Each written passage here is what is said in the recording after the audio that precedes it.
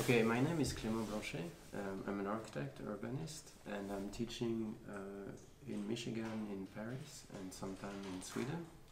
And you are here in my office, Villa Seurat, 15 Villa Seurat.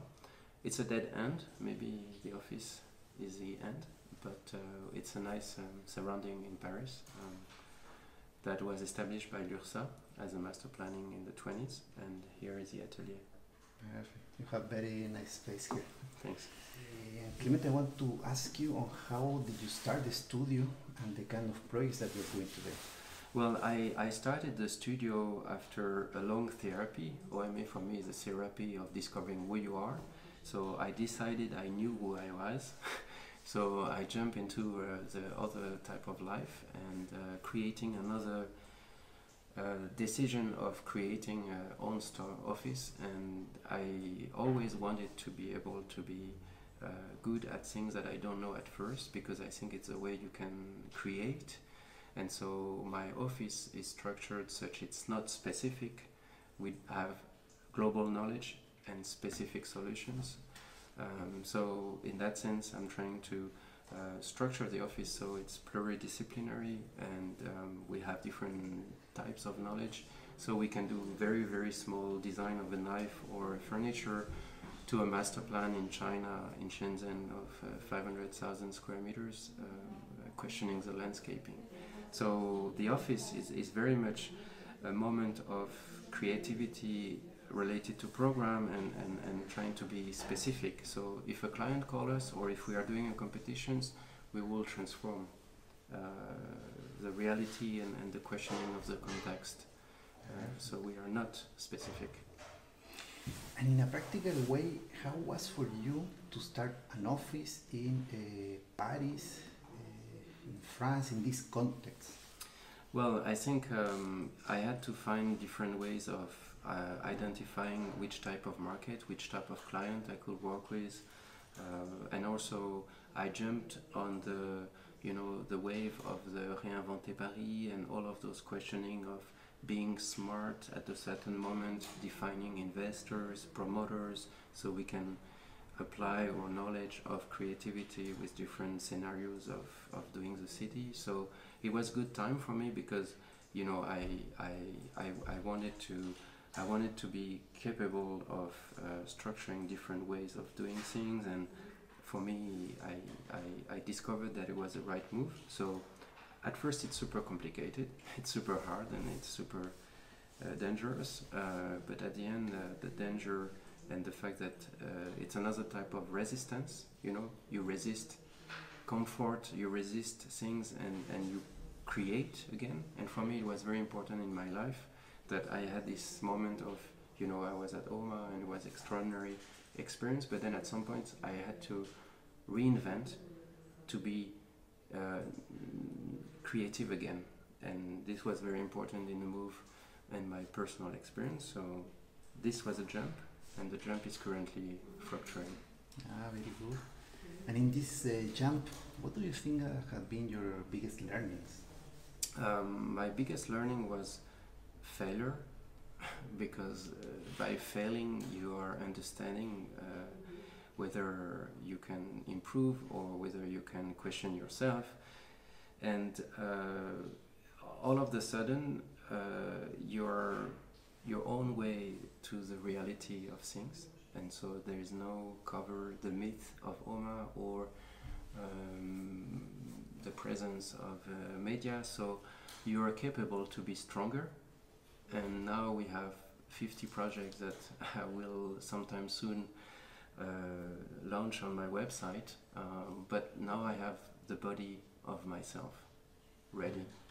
And so it's like a jump to cycles. I like cycles, because otherwise life is too stable, and I need cycle. I think crisis provide you creativity.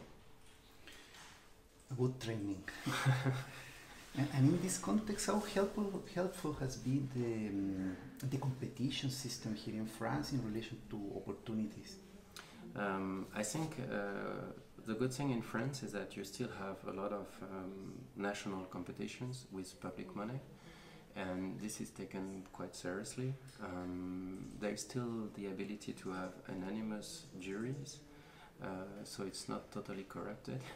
And in that sense, because we are always questioning the program or targeting different scales and mainly define the evidence of architecture through the question of urbanism or the context itself. The fact that I am very French, at the same time I don't want to be only French. I am able to be my own insider of my own culture. And because I have time spent elsewhere and I work in different countries and cities, I'm capable to be highly critical to the context. And in that sense, it's a very good opportunity for me because whenever I open a discussion or a debate about one project, I will be very capable to go from bottom to top. And this is super nice because in France you have those competitions and things still moves and it's good for creativity. Perfect. And in that aspect, and you mentioned programs, the evolution of programs, the need for contemporary solutions. The kind library was very strong in relation to this, to do a library today that is not an archive, that is a public space, is crossing X, like central void.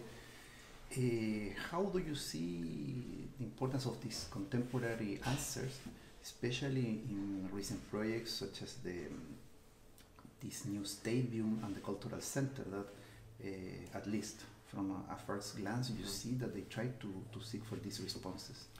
Well, I think architecture is an opinion on urbanism, an opinion on cultures, and I kind of like the idea that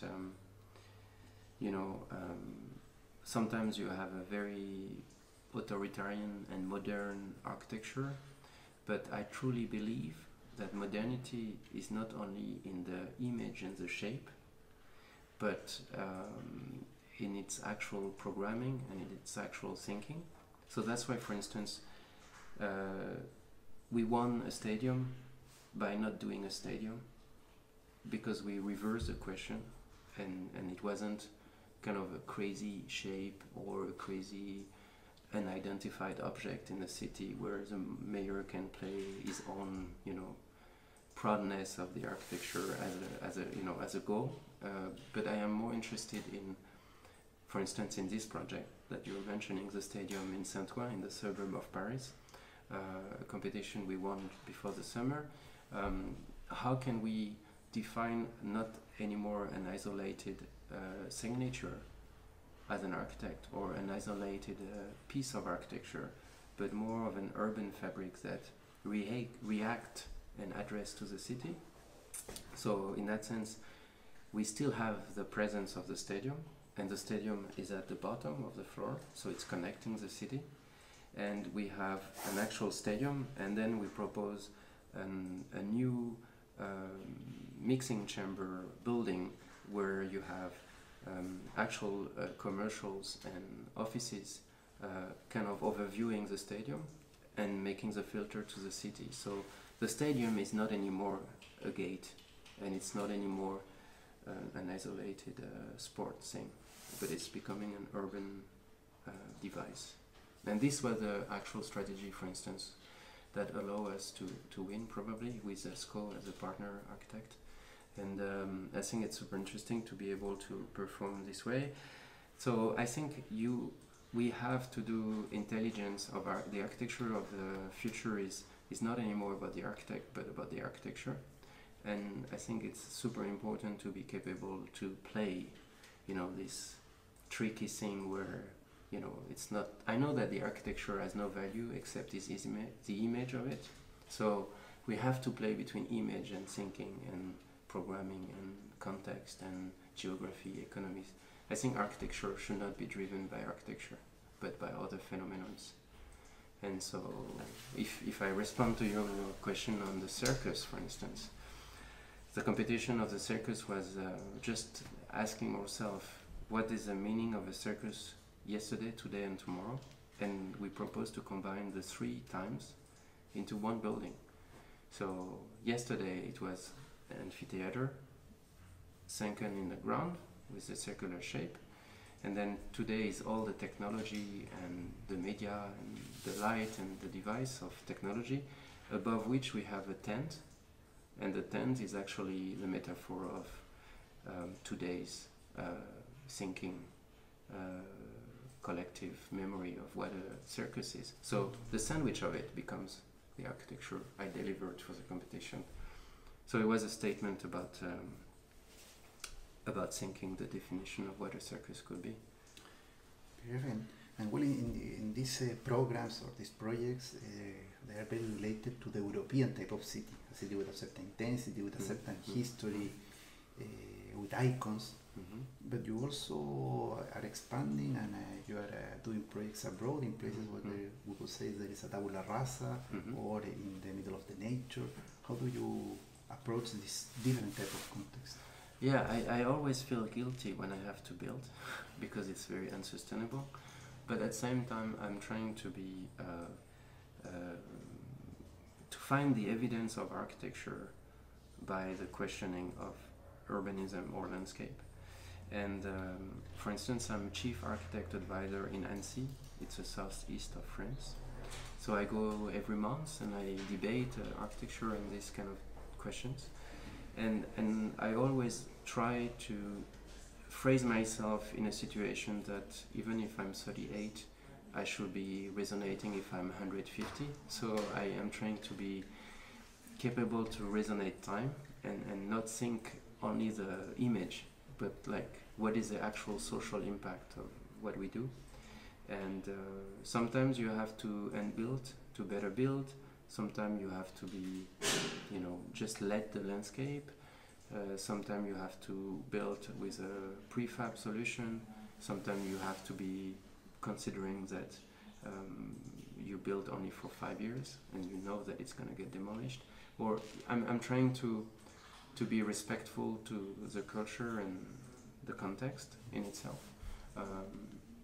But at the same time, I like to be authoritarian. So sometimes I have to say, hey, it's this way and it makes sense. And I don't want to be nostalgic. But it's maybe a positive nostalgia, but I always think that the solution is in the past. Not that you have to do the same, but the source of knowledge is in the past, and you have to just find the solution or the idea that makes a positive decision and modern decision. Yeah. Well, with these concepts, it also reminds me of other type of projects that you have been doing, which is restaurants. And I ask that because of the scale, but also about the time. A restaurant that's entirely done in brass, in a way brass embodies a certain aging. It's not something that, well, even if restaurants have, let's say, a faster rate of renovation, this is still something that you would think for a longer time.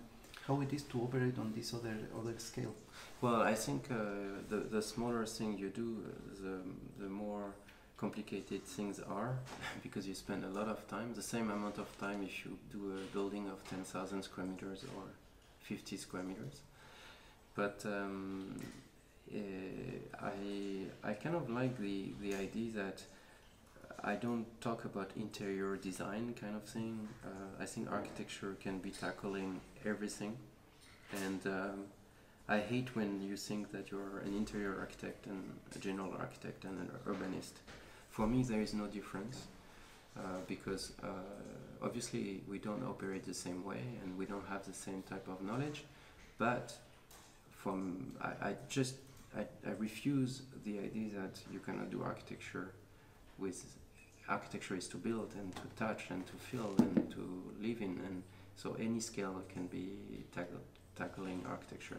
So I like to do some restaurants. Also, my own story is about like each restaurant or each place has a certain story. So once we did one in white marble, one in brass, and the other one is in azulejos, and the next one is green, and the next one is blue, and then the next one is in velvet. So now we are doing interior projects that are super interesting.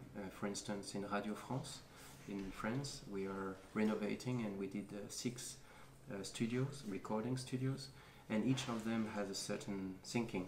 One is in felt, one in light, one in stone. So I like playing with radical experiences as a memory, and so I'm playing. Thank you. Thank you, David.